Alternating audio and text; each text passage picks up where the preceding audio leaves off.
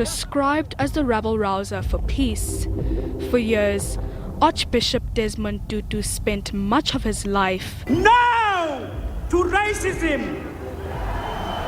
What have we said to racism?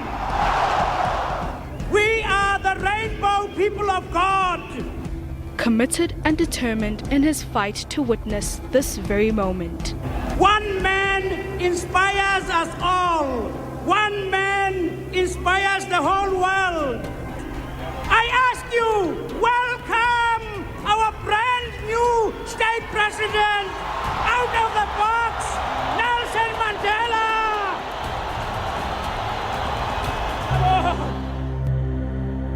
God is on our side, and He is the God of liberation. Tutu's religion was his peaceful choice of weapon in the battle against apartheid. It continued to be so even as the country began taking steps towards reconciliation. His words, a powerful tool used to restore harmony but also invoke awareness. Tutu made it clear where his political affiliations lied, but it was not long until things began to change. When you ask the question, does HIV cause AIDS? The question is, does a virus cause a syndrome? Former President Thabo Mbeki's controversial stance on the HIV/AIDS epidemic during its height was the first in Tutu's contention. A Harvard study published in the Journal of Acquired Immune Deficiency Syndromes in 2008 showed that during his administration, Mbeki accounted for the loss of over 300,000 people due to his reluctance to roll out an HIV/AIDS treatment program. This was among Tutu's criticisms. We face a monumental crisis, one that was horribly exacerbated when we wasted valuable time in futile academic discussions and debates about the causes of AIDS. We were fiddling whilst our Rome was burning. People who would have been alive today died needlessly. We were culpably remiss in not providing people with antiretroviral drugs, which have a proven track record of extending lives, improving quality of life. In the struggle days, it was exhilarating because they spoke of, hey, have you got a mandate? You had to justify your position in vigorous exchanges. That seems no longer to be the case. It seems psychophancy is coming into its own. I would have wished to see far more open debate, for instance, of the HIV/AIDS views of the president in the ANC. Truth can't suffer from being challenged and examined. Post-1994, the government introduced black economic empowerment policies. This landmark policy was aimed at reversing the historical marginalization of black, colored, and Indian people in the country. The policy outlined a scorecard that promoted non-white ownership, management, procurement, and capacity building to push out the apartheid legacy. However, the implementation of this policy did not sit well with Tutu. What is black empowerment when it seems to benefit not the vast majority, but a small elite that tends to be recycled? Are we not building up much resentment that may rule later? It will not do to say people did not complain when whites were enriched.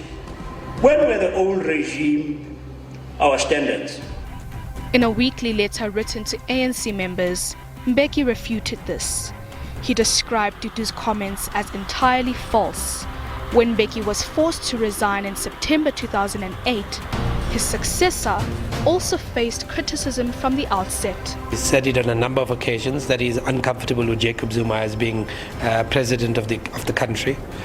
He's been particularly expressed disquiet at the idea of Jacob Zuma's corruption charges not being resolved, and he's made these points before, so we shouldn't be surprised by it. The African National Congress is increasingly disturbed by the manner in which the Archbishop Emeritus Desmond Tutu is addressing the issue of the NPA and the pending case of the president of the ANC, Comrade Jacob Zuma.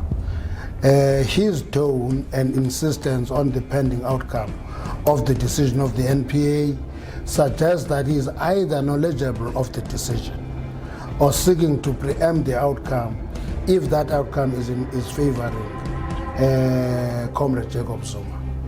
Now, this is tantamount to him undermining the independence of the NPA and the judiciary, which is unfortunate for a person of his nature.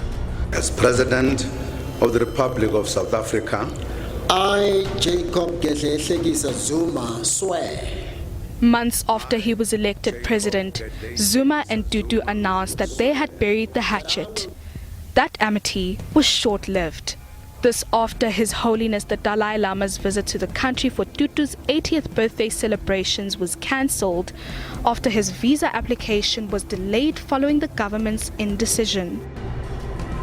Let the ANC know that they have a large majority.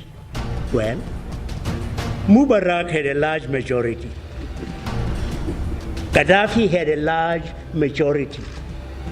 Watch out. I am warning you.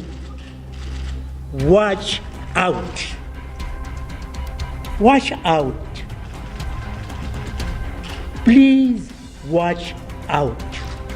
We were helped by the international community to overcome apartheid. We, people were opposed to injustice and oppression, and people believed that we South Africans would automatically be on the side of those who were being oppressed. Tibet is being oppressed. Our government, representing me, says it will not support Tibetans who are being oppressed viciously by the Chinese. Hey, Mr. Zuma, you and your government don't represent me. You represent your own interests. And I'm warning you, I really am warning you, out of love. I am warning you like I warned the nationalists. I am warning you. One day, we will start praying for the defeat of the ANC government. Tutu's criticism of the ANC and the leadership of former President Jacob Zuma seemed to irk some within the ruling party. In 2011, the then National Commissioner of the South African Police Service, Bheki Cele, hit back at the Archbishop and the former DA leader, Helen Zille, for the criticism of Zuma. The Bishop himself, Tutu, must go home and shut up. He must learn one thing, that he must follow Jesus. And Jesus advised all of us, including himself. He must not think that he's a vice Jesus Christ.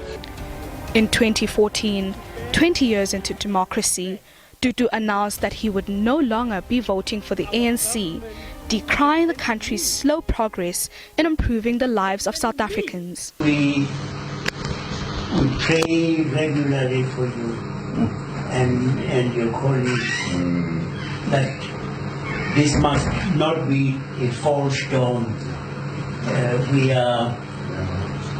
It looks to us like we are on the way to becoming what we were intended to be. And we give great thanks to God for you and uphold you and your colleagues, and we say, Chikabenani, Anisikelele, Anomenes. We acknowledge our hearts. Thank you so much. No, we appreciate it. I also want to, apart from thanking you, to also apologize that we did put you through, especially you, through a period where you lost confidence in the leadership of the country. It was not a pleasant moment to hear you as the Archbishop that we've always loved expressing your loss of hope and the loss of confidence. And I just wanted to say I'm sorry we put you through that, but we will work very hard to regain your confidence.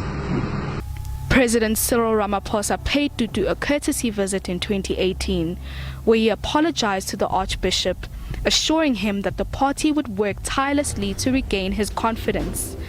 Tutu accepted the apology, remaining cautiously optimistic.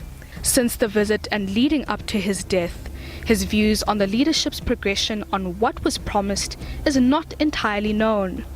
However, as seen in the past, the Archbishop would not have missed out on an opportunity to voice any of his concerns and objections.